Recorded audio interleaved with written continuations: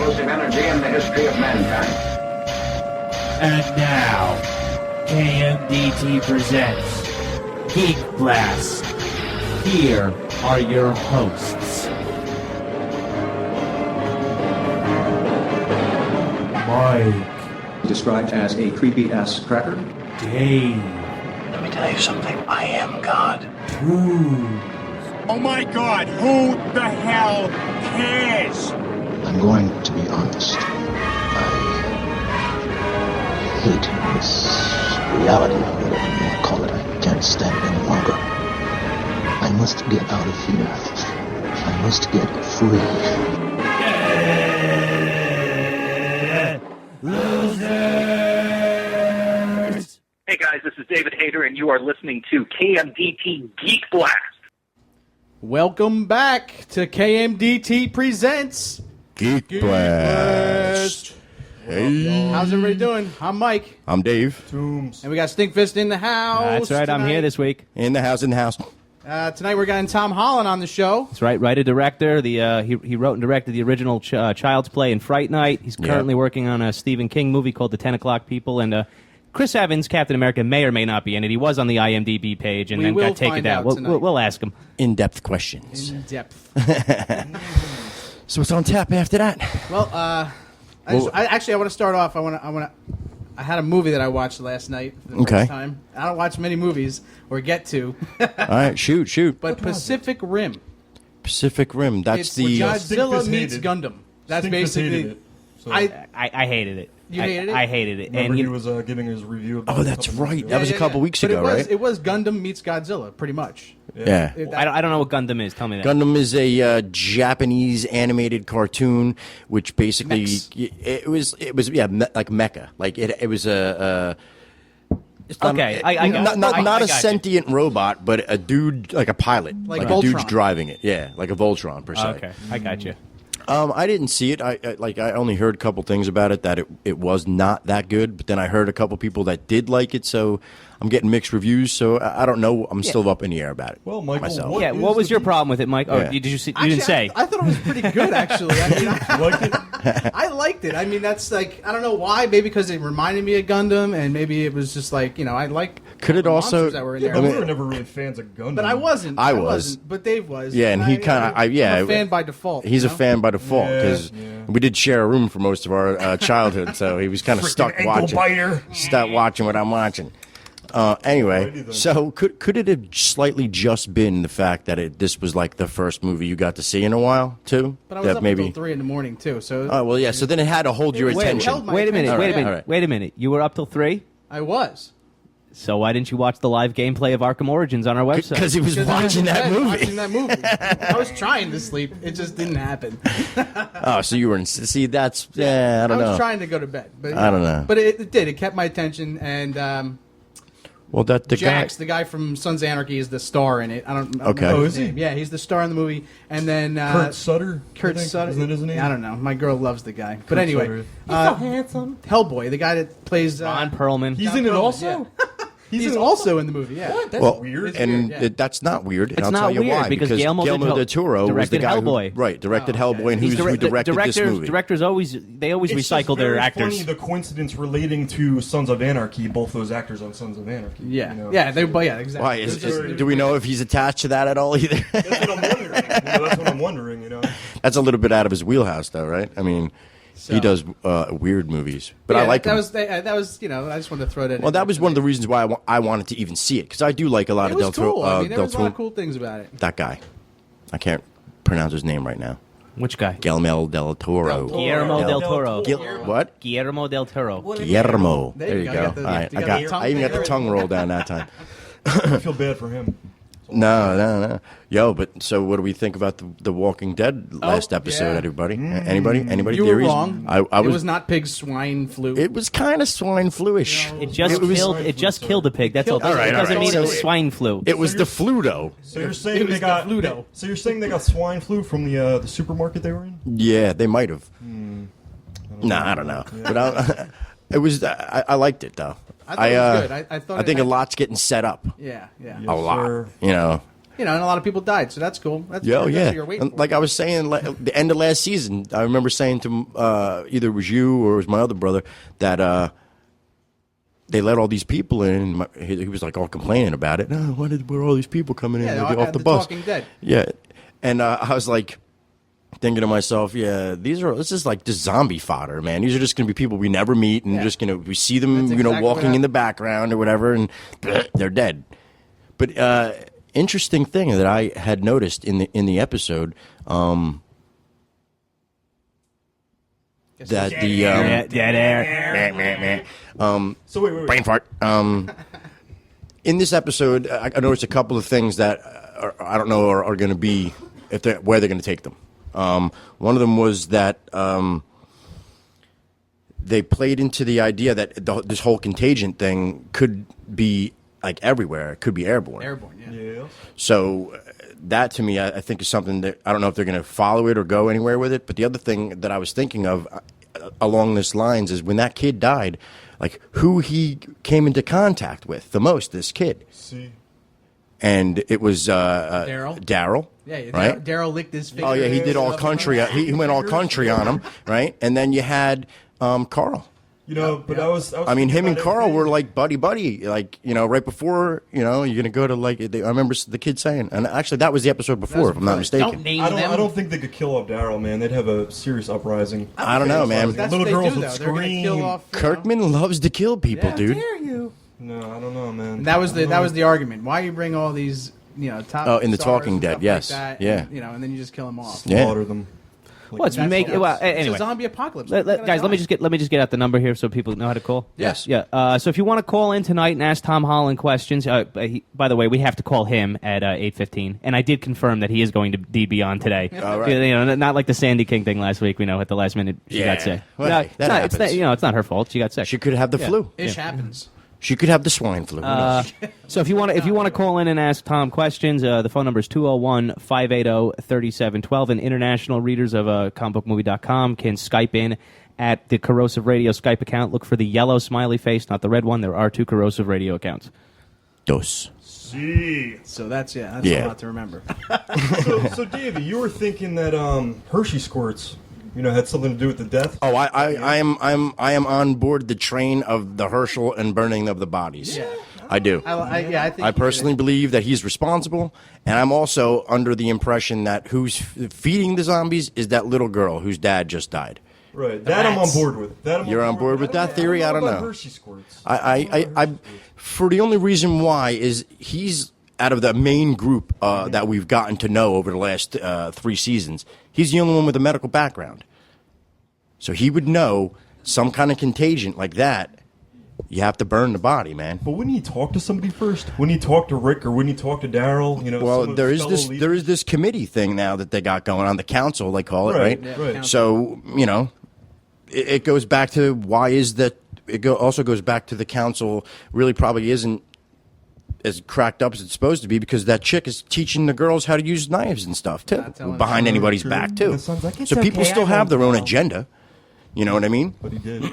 I personally believe that. I mean, hey, I could be wrong. I've been known to be wrong before. I was kind of surprised Rick didn't step his foot in. I thought he would for a second, because he always does. Well, I think next week we're going to go. I think we're going to have a full swing preview back to the was, dictatorship. So the preview was like Tyrese is all pissed off about. well, and I was saying to my girlfriend about that whole situation because in the comics, even though I know, and anybody could tell you who reads the comics, the show and the comic are 100% different. Yeah. There's really very little about the book, the comic book, that relates to the show, and they move at different paces.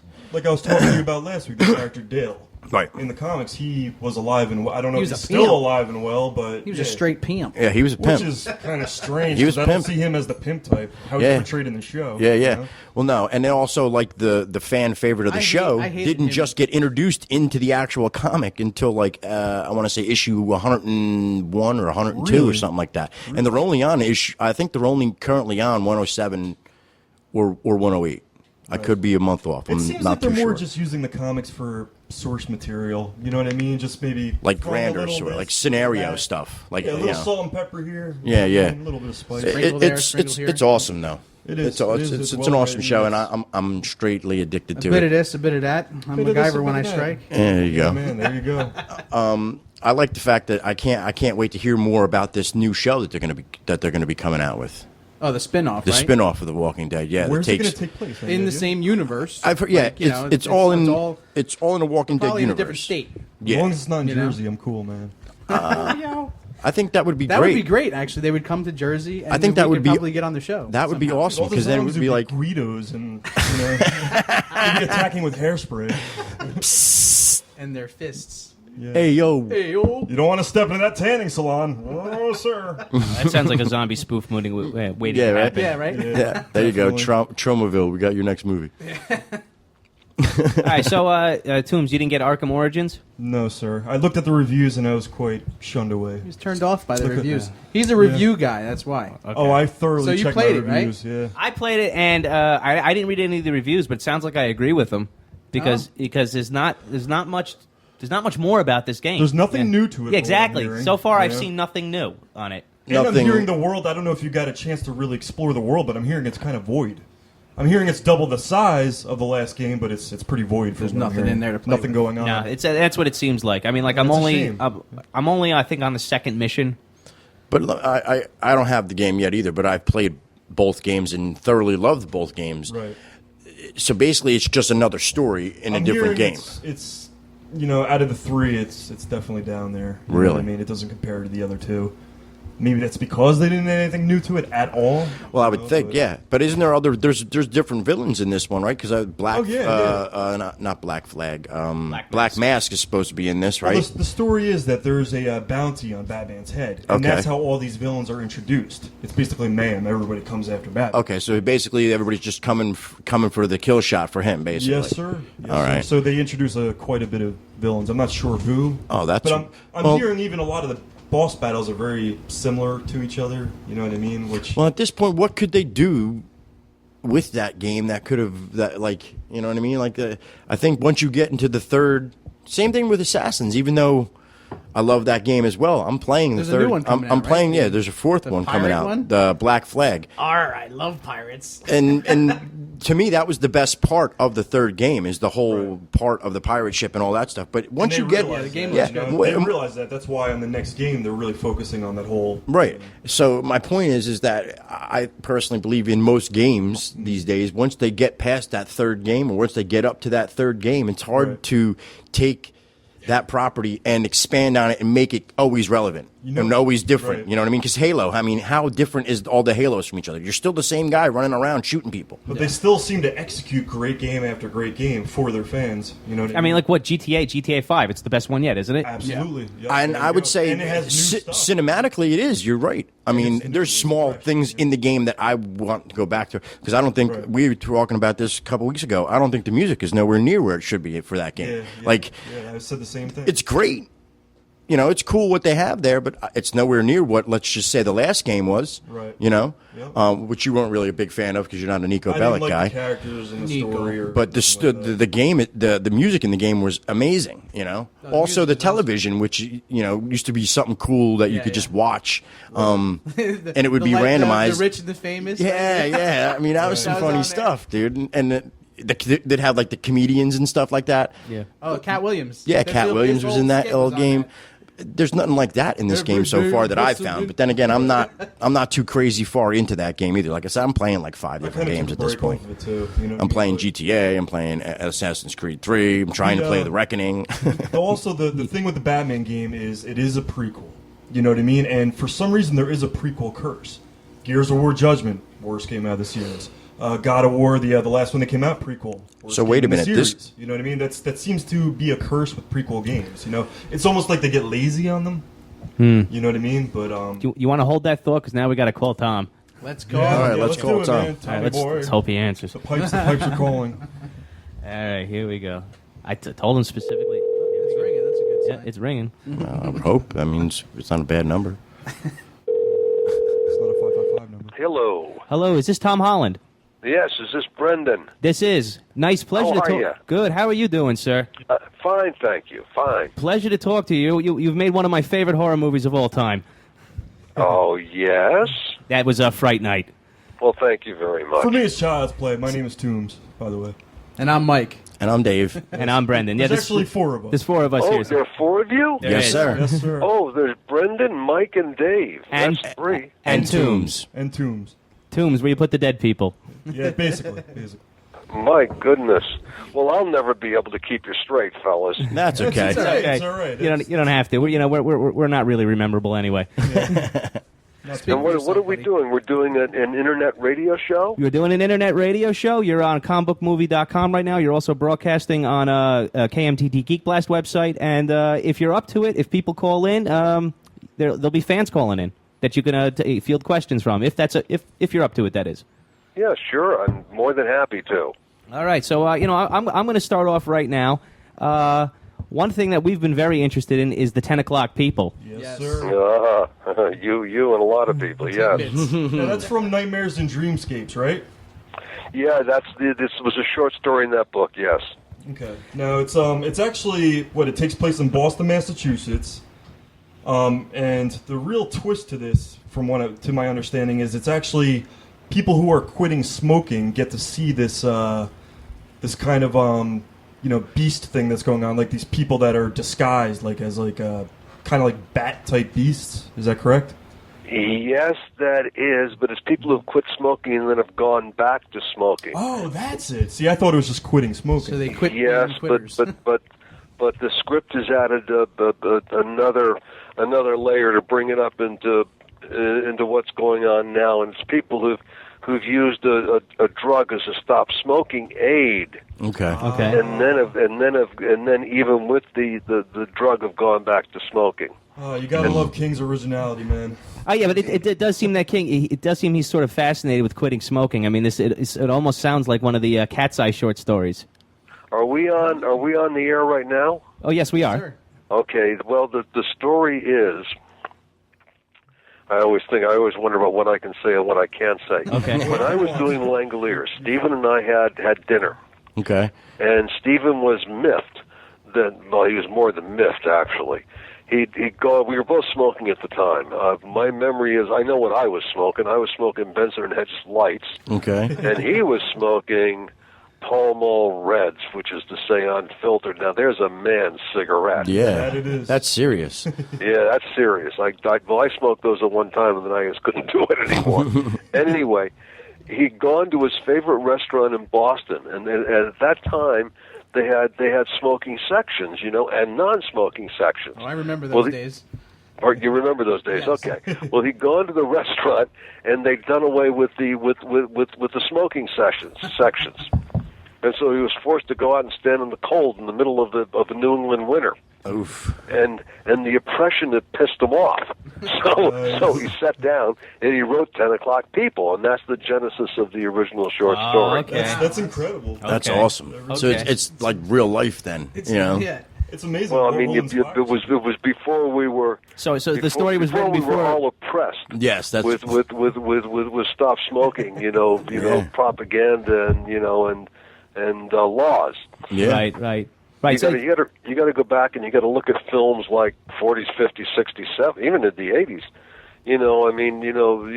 Smoking was romanticized. Your starting supermarket, your malls, your doctor's office. Yeah, it's good for your T-zone. Remember that? Oh yeah. Well, what happened was, and this is my memory now, is that my grandfather used to smoke cigars, and that generation, which was, it's hard to imagine, but it was World War I. Prior to World War I, all those guys smoked cigars and pipes.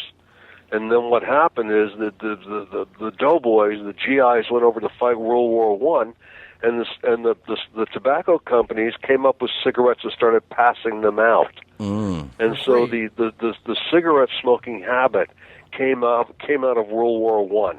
Well, that's like any good drug dealer will pass out free samples to get them hooked. I mean, that's what the owners of Coca-Cola did the same thing. Yep.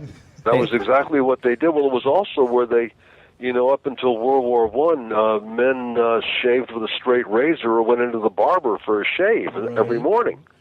And a lot of people didn't shave themselves. And then World War I, they came up with a safety razor, Gillette. and they passed those out to the doughboys in World War One, and guys came back, and that was the beginning of of the safety razor that we use today. Yeah. Right. I still go get shaved by somebody. Actually, you still do well. It's a great pleasure if you ever get the chance and have the money. I've had it done a couple times. Yeah, get a nice waxing. All right, Tom. Can we ask you about Chris Evans' involvement in the 10 o'clock people? Because we read the news that he was involved. I saw his picture on the IMDb, and then it was taken off. Is he still involved with this or not? No. Oh. But there were a lot of people who came in and out.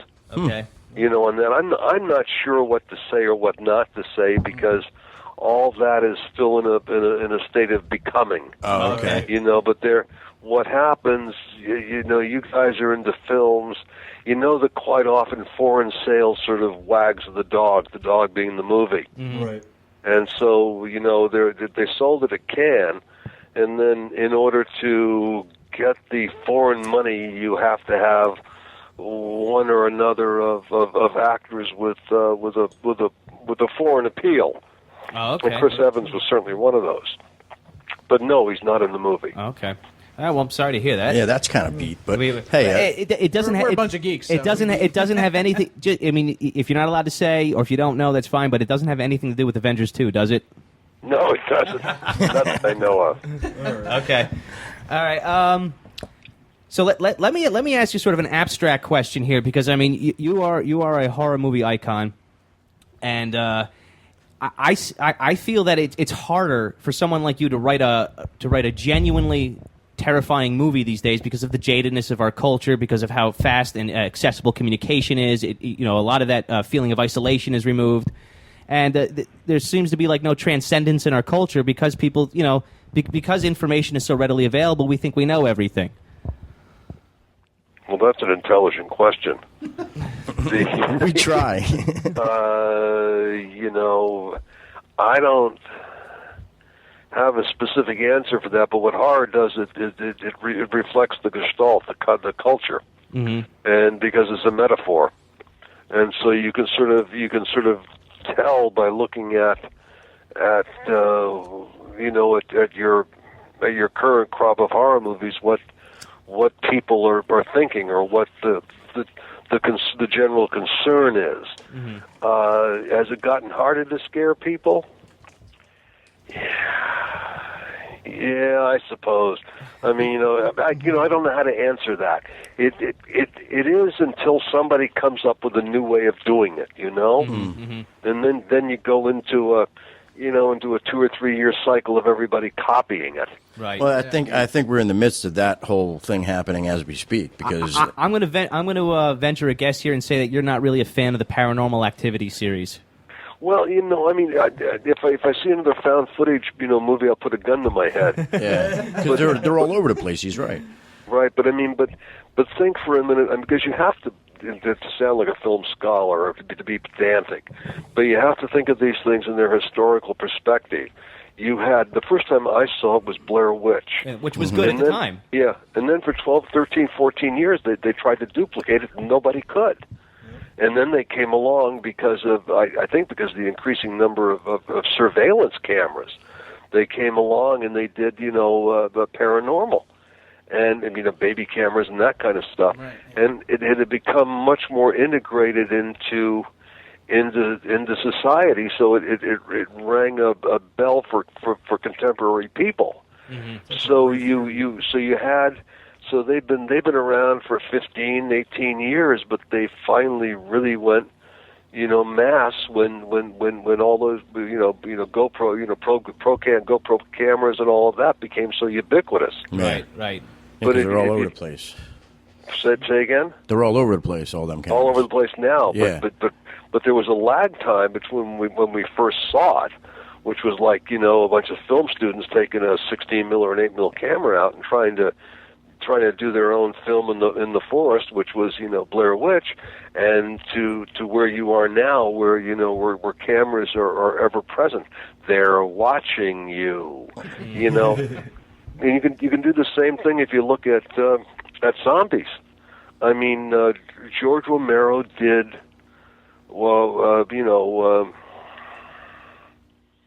Night of the Living Dead in 1968. So here we are from 1968 to 2013. And now zombies are the most successful creatures on cable television. Everybody wants them. Everybody. I'm even reading a book right now by the same guy who wrote the Jason Bourne series, and they're even incorporating zombies into that whole story arc of espionage. Okay, that makes sense to me. Zombies have embedded everything. They embedded Star Wars. There's things, zombie stormtroopers. Yep. There's zombie, Marvel characters. Yeah, there's all kinds of yeah. things. There's just it's all over the place. Yeah. Okay, well that's so I'm trying to subtract 1968 from 2013 right now. But that's 8 and 6, 1.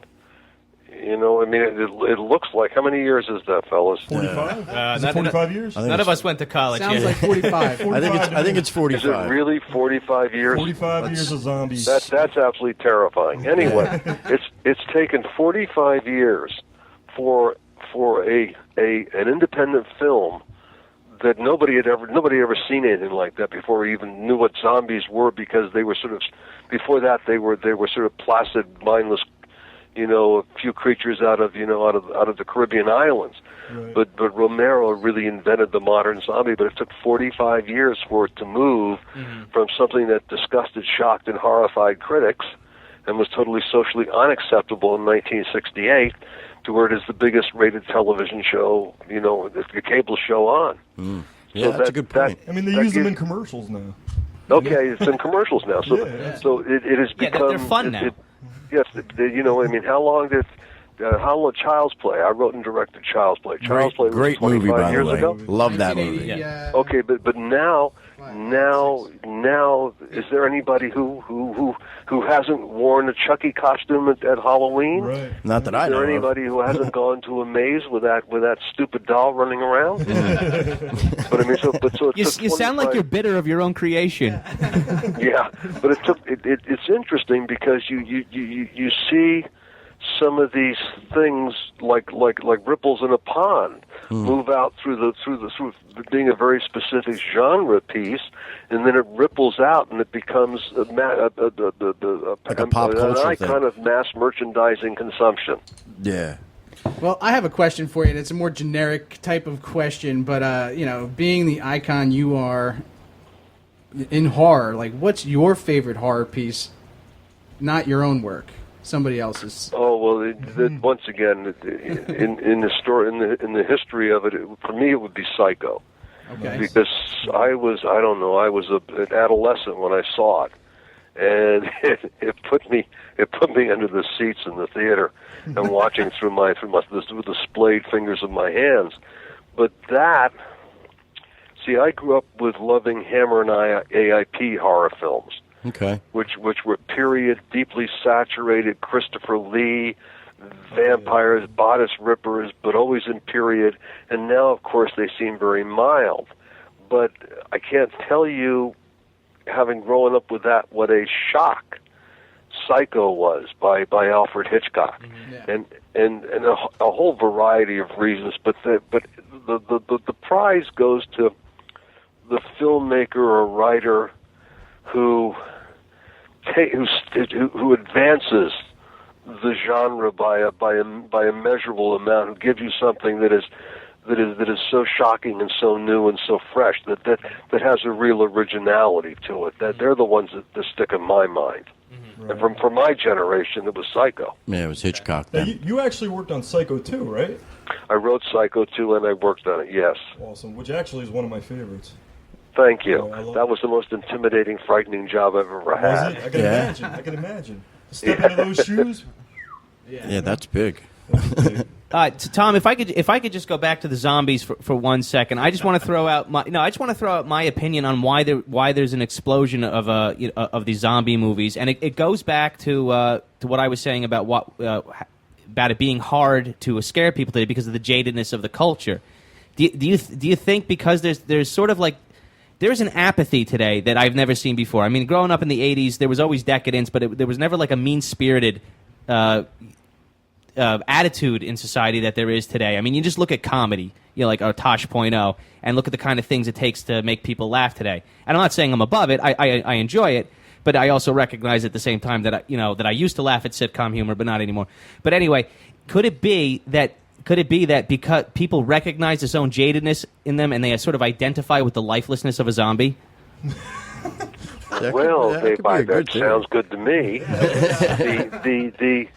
What you're saying reflects already you've taken in your cultural touchstones because of I take it your age is are the 80s movies, and you see you see the cynicism, you see the this is going to make me sound old, but that's also implied when every time you say icon, I think bronze me and put me up in the mantle. Yeah, okay. We don't mean it that way, though. I know you don't, but you're not that great. You're not that old. Thank you. July 11th, But 1983, right? what you're really talking about, you're making a value judgment. What you're saying is that our current culture has turned into a cesspool. Okay, for lack of a better term. Well, no, it just I don't want to say cesspool. I mean, because I don't want to dehumanize people that way. But I'm just saying people are feeling some a callousness, an inward apathy that they don't know what to do with, and there might be some sort of relief in identifying with a dead, pulseless, walking thing. Well, it also yes, and I could go yes, you could certainly make that argument, but I can go on from there. Because you're just saying that because the defined sense of right and wrong has been lost, or is being dulled by the level of violence, let's say, or the gratuitous sexuality in our culture, that that you get this kind of hopelessness. I mean that's all I can say. Mm-hmm. Mm-hmm. In other words, I do agree, but what can you do? Right. Well, it was just interesting to have an icon agree with me. Well, no, that's what makes horror so interesting, Right, because there's psychological layers to it. But it's not just horror. You're also saying you're seeing it in society, in comedy. Yeah. I mean, it becomes throughout the culture. Right. But then if you start saying things like it's become so corrupt, then of course you're aging yourself because you're making a value judgment and/or you're recoiling from what really is the new Puritanism. If that makes any sense. Absolutely. Okay. You know what I mean? But this is usually not the kind of argument you want to make to, not to people your age, because I assume you're in your 30s, but but you can't make that argument to a 14 or 15-year-old young boy. No, he won't even understand what you're talking about yet. Yeah, they because they have testosterone surging through their system, and all they can think about are girls. That's true.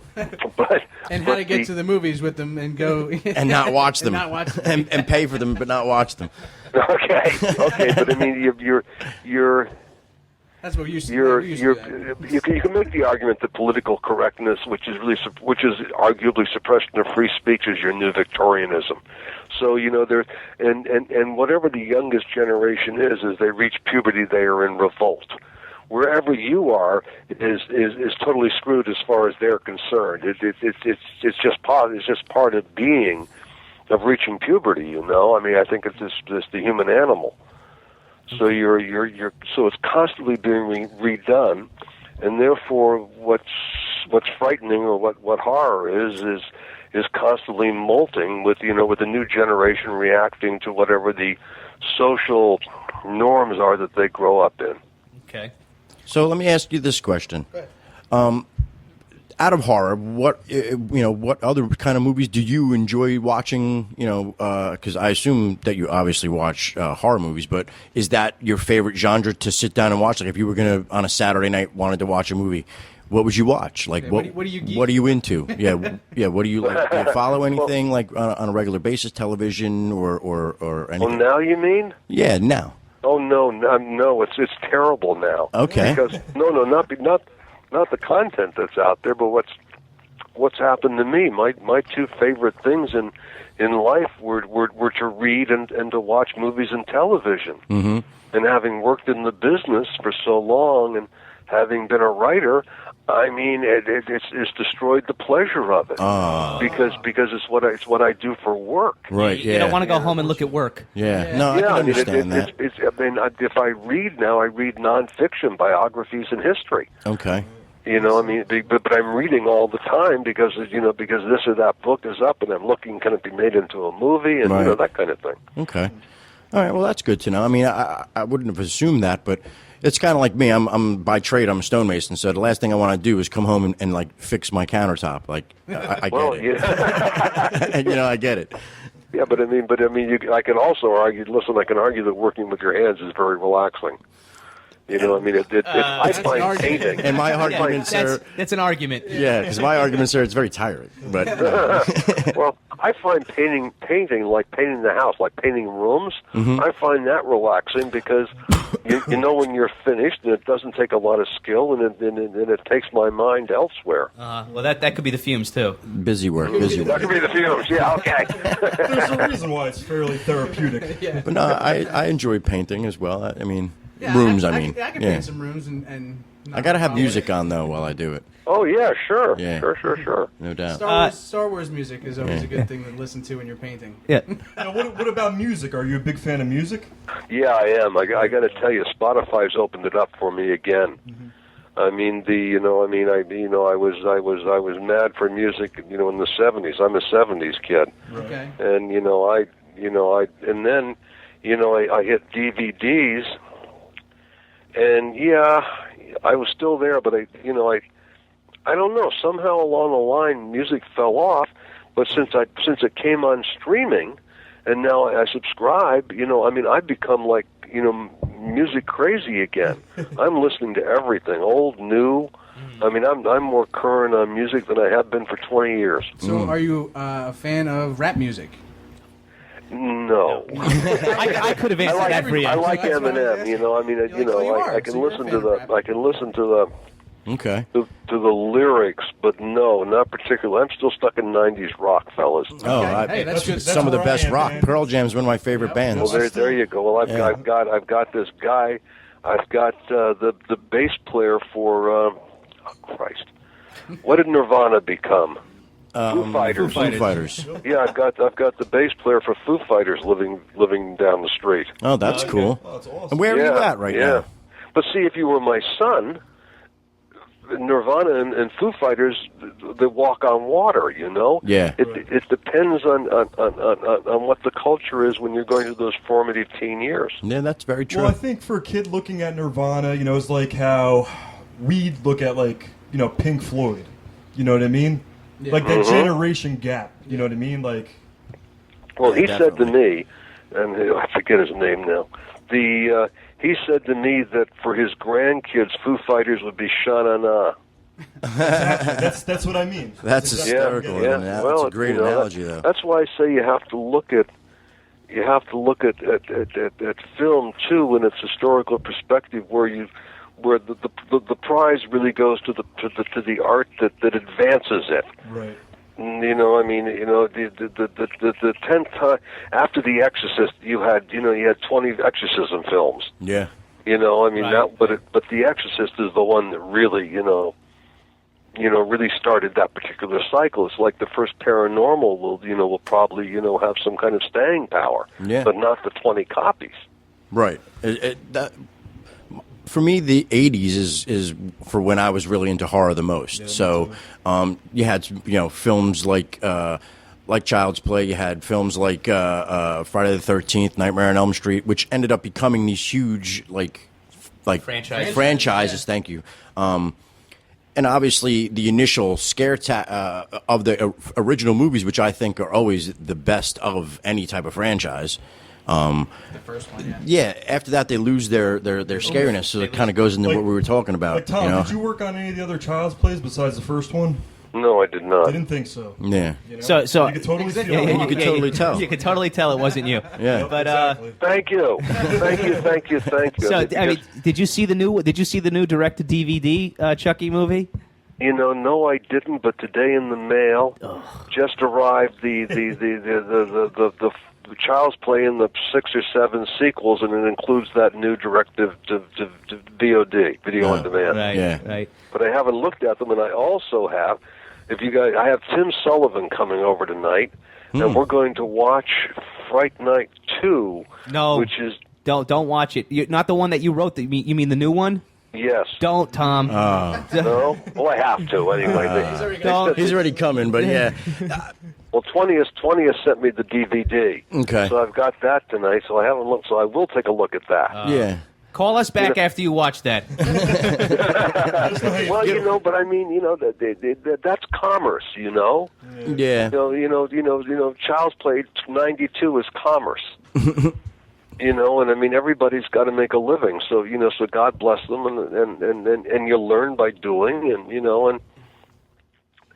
so you everything is living on now because they're trying to lessen the risk. Everything lives on as branded entertainment. You don't have the same. I was very lucky to come up in the late 70s through the 80s when originals were there was still a value in doing originals. Yeah. Well, because there really isn't that much original stuff out lately, in my opinion.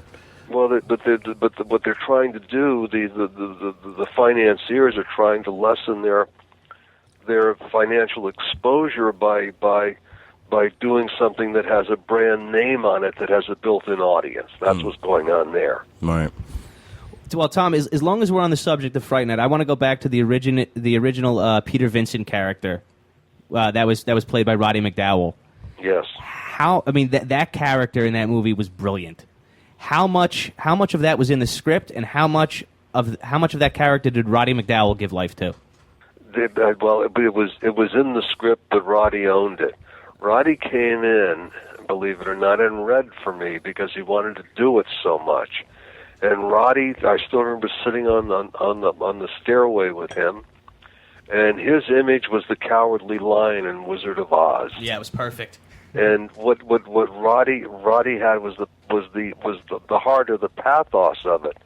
But Roddy had done a great turn in a movie I wrote called Class of '84, and he played the teacher that had the breakdown in that, and he was very, very moving. So I knew that Roddy could touch you as well as give a bravura performance. But I knew Roddy had heart. He had a warmth to him as a person. Okay. So, but I mean, so some of the mannerisms though that was already in the script. Oh no, that was his. But he didn't change any dialogue or anything like that. But he brought that character to life. But they all did. I mean, that was a hell of a cast, Right. And they're great actors, all of them. Chris Sarandon, William Ragsdale. I mean, Evil Ed. All of them. Amy, I can't say enough for all of them. Amanda Bierce. Amanda. Do you keep in touch with William Ragsdale and Amanda Bierce? Not like that, but 2 years ago, I think, or a year and a half ago, we did a Fright Night reunion at the Burbank Convention Center on something called Monsterpalooza, which is an horror art oriented convention. It's a con, yeah. And we did a panel. And then that night we went over to Jonathan Starks, who played Billy Coles, and we had just a lovely dinner. So we've all stayed friends throughout the years. Well, that's cool. That actually leads right into the question I was going to ask you about the cons and everything like that. Do you frequent cons? Like, do you go? No, I don't. Country and No. No. If I can do it here, Uh-huh. if I can do it here. And where are you residing He's in LA. these days? In LA? He's in LA. Yeah. Okay. I'm in LA, yeah, but I'm not. I'm not a.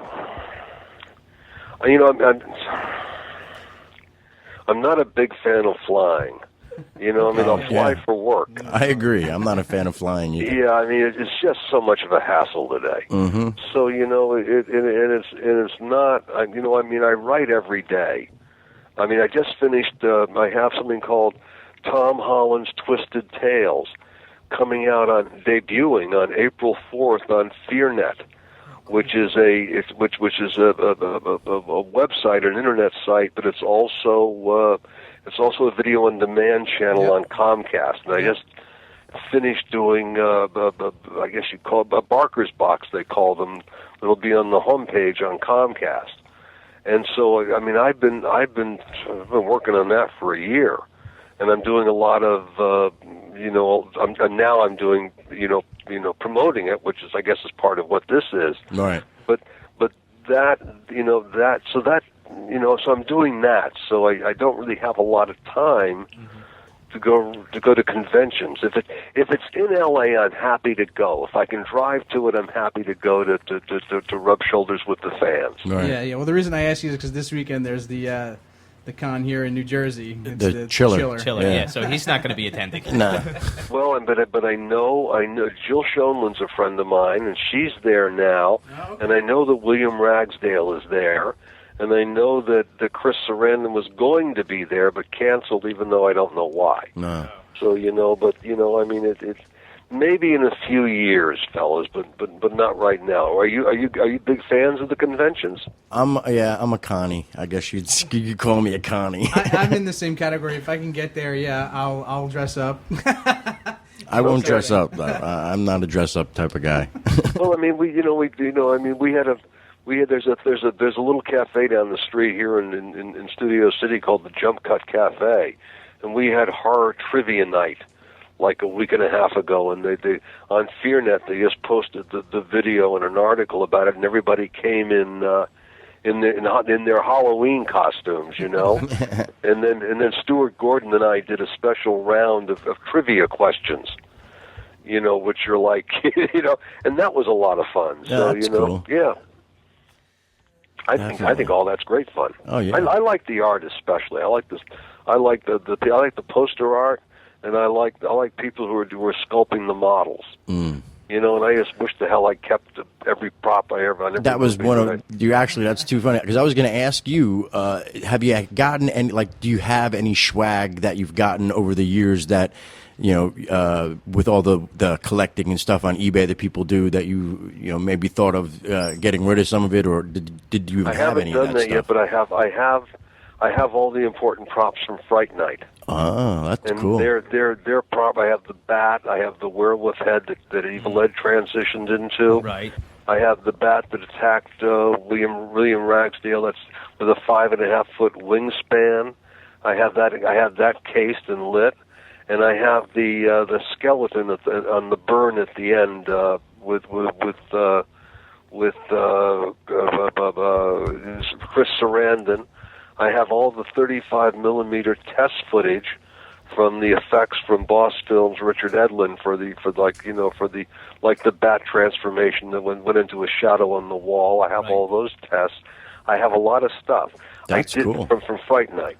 I did have here's a sick story for you. Oh boy! I had one of the dolls from Child's Play, and this is how we didn't put value on these things back in the day, or I didn't anyway, because it was prior to CGI. Yeah. And I had a Chucky doll, and I had it in the corner, and I had a German Shepherd puppy, and that damn dog started.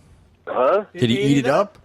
Yes, you got it. Oh. He ate it up, and it became like his plaything. And my wife finally made me throw it out. Oh no! I mean, and then of course, 15 years later, what happened was everything transitioned to CGI, so there are no props anymore. Right. If you would have and when that happened, but we weren't thinking that way, in the 80s. That only came on in like the late 90s with digital that all that started to go away and they became valuable. Yeah. Right. So what about the original Chucky doll? You got anything like that? No, the dog ate it up. That's what he said. That's what he just said. Where were you? Well, the damn thing would probably be worth $40,000. Toombs was painting. That's what I was saying. Yeah. If you would have kept that raggedy, even if it was raggedy, it probably still would have been worth Tons of dough. Yeah, I mean, you could sell the eye on eBay for like $10,000. Yeah. Original dog-eating Chucky doll. Hey, and buy it now. I would probably be buying. I'd be like bidder number one. You know what I mean? Well, I have one for you.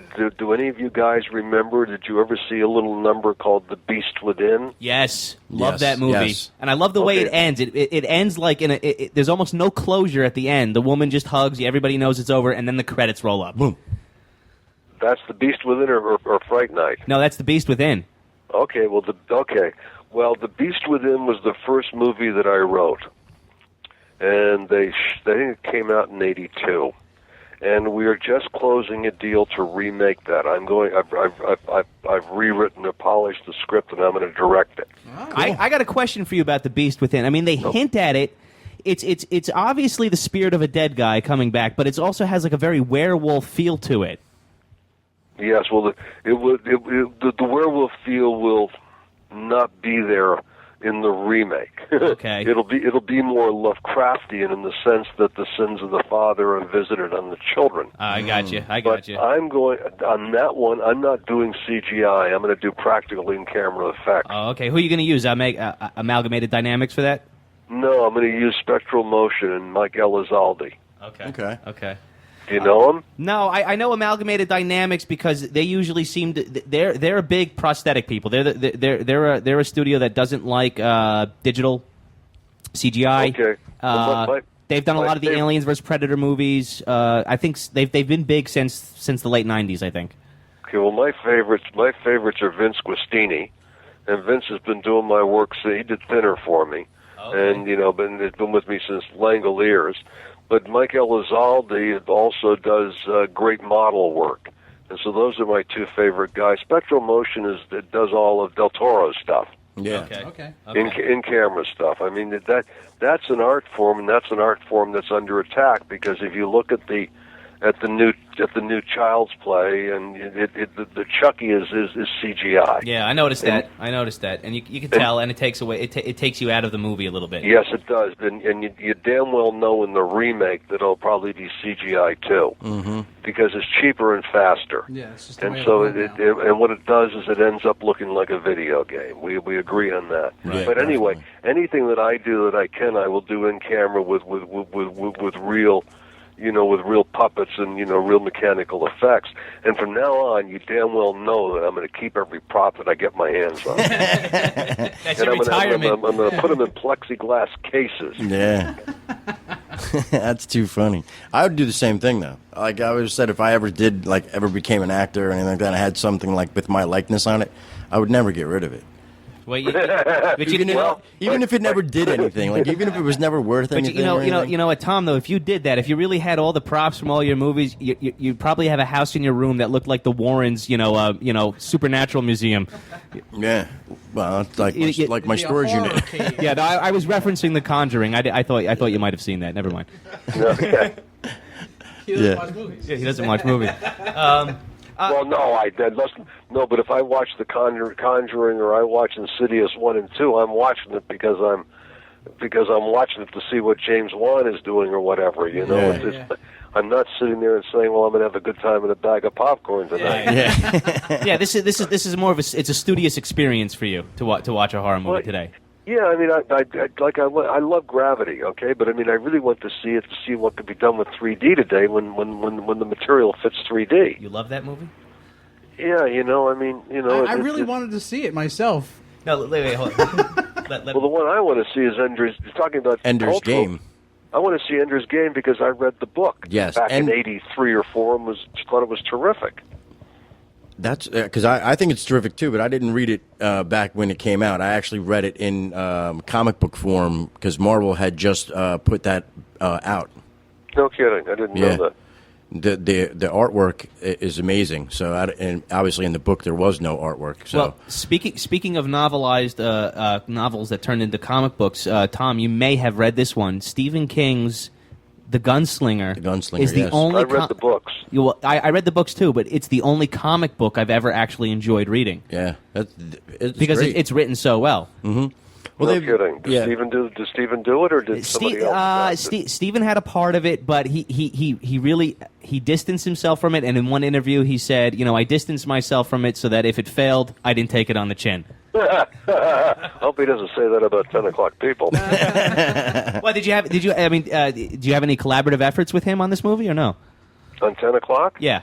Yes, I do. Okay. So he's going to take it on the chin. Is that what you say? Yeah, but I mean, no, he. Well, I mean, hell, no. I wrote 2 drafts in a polish, and Stephen King came across the top of me with a polish, and I thought he did a wonderful job. I mean, and that's, he punched up character. Where are you guys again? You're in New Jersey? Is that where you are? Yes, sir. We're in New Jersey, sir. Yeah, when you're down in the, in the battlefield with this stuff, you asked about Chris Evans. What happens is that, I did the adaptation, and if you look at it, it's a fragment. Uh-huh. But, the original short story. And I really, really like the story that I developed off of Stephen's premise. They kept throwing out different actors based on foreign sales. So it got very confusing to me as to who the characters were.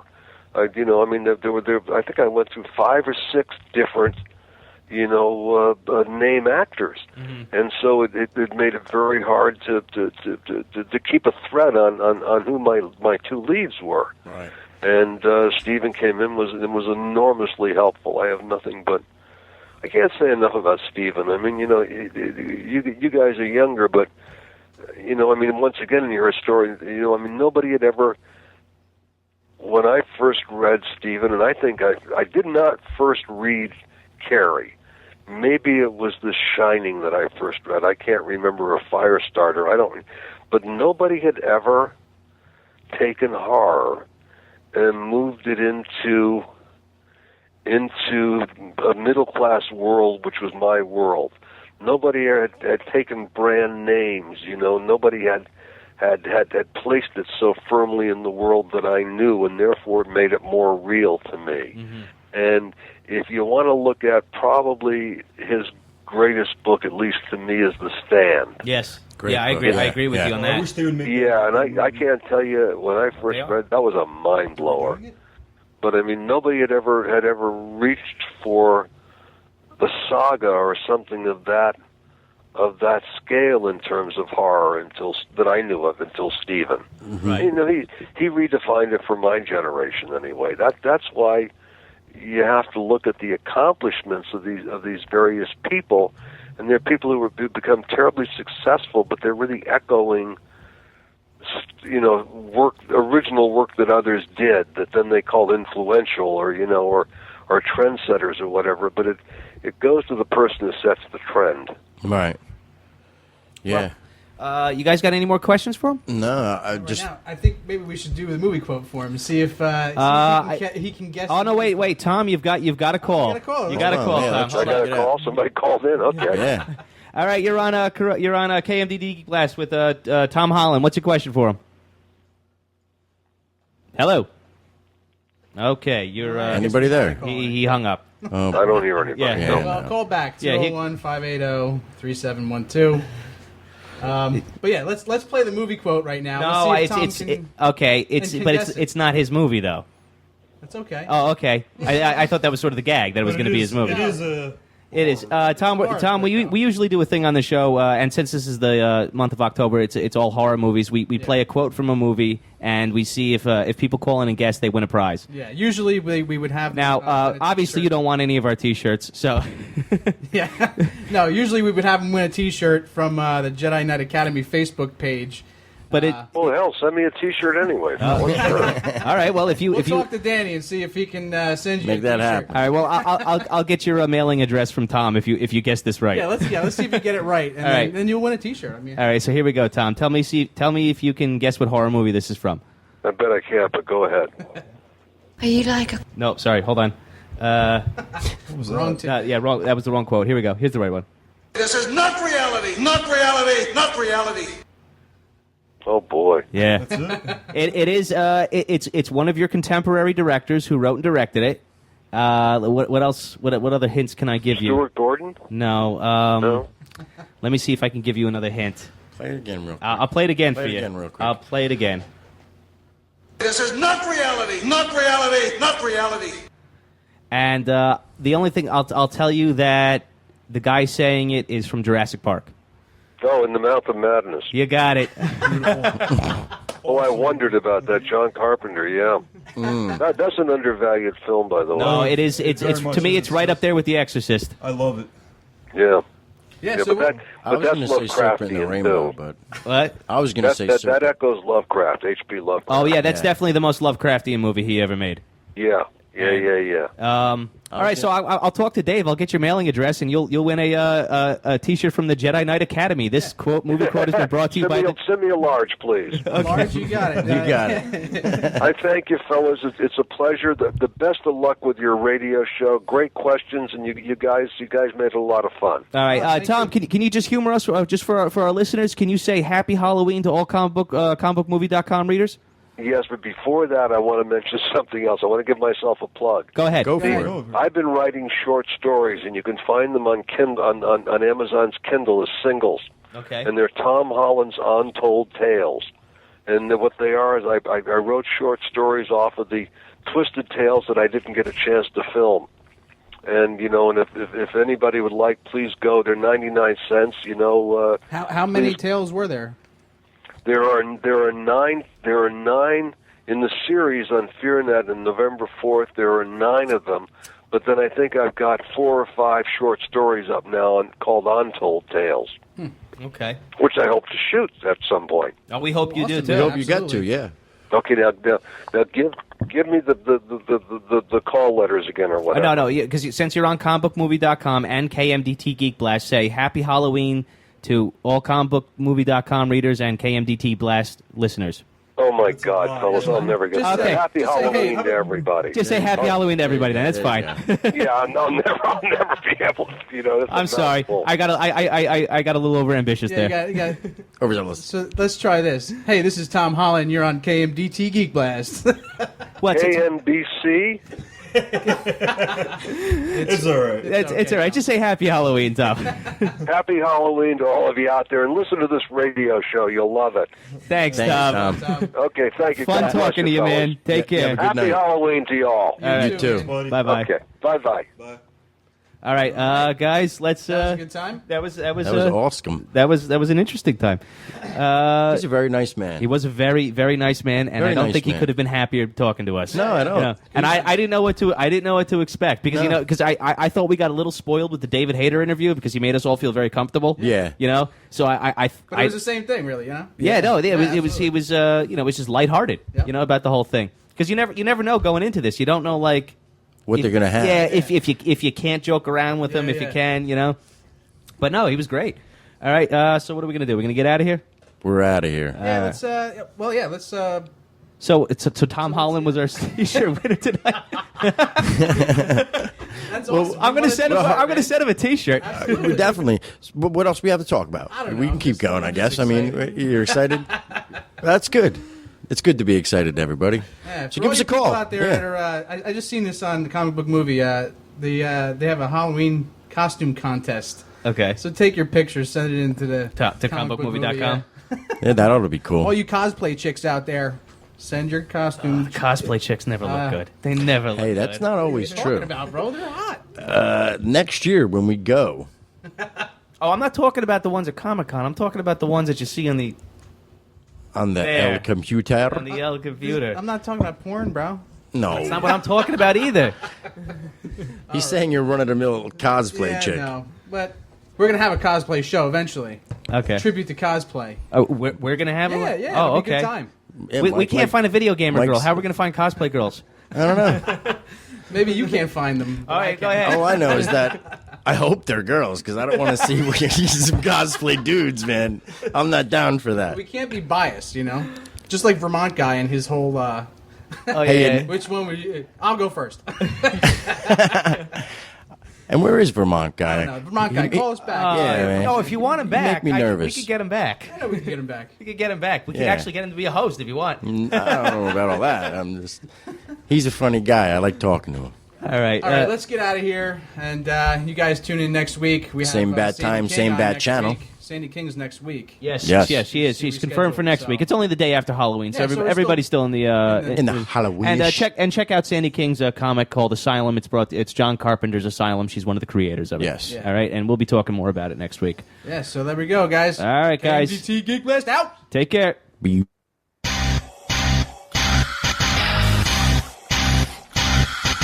I'm Lord Vader and I get respect. Your planet and your life is what I expect. Cape on my back, cable box on my chest, leather pants on my death, hot oil on my breath. You'll be jealous of my boots, jealous of my gloves, jealous of my belt with my blinking lights. I'm the Dark Lord with the power to dismiss two people's skills like the Bantha piss. 1, 2, 3 into the 4.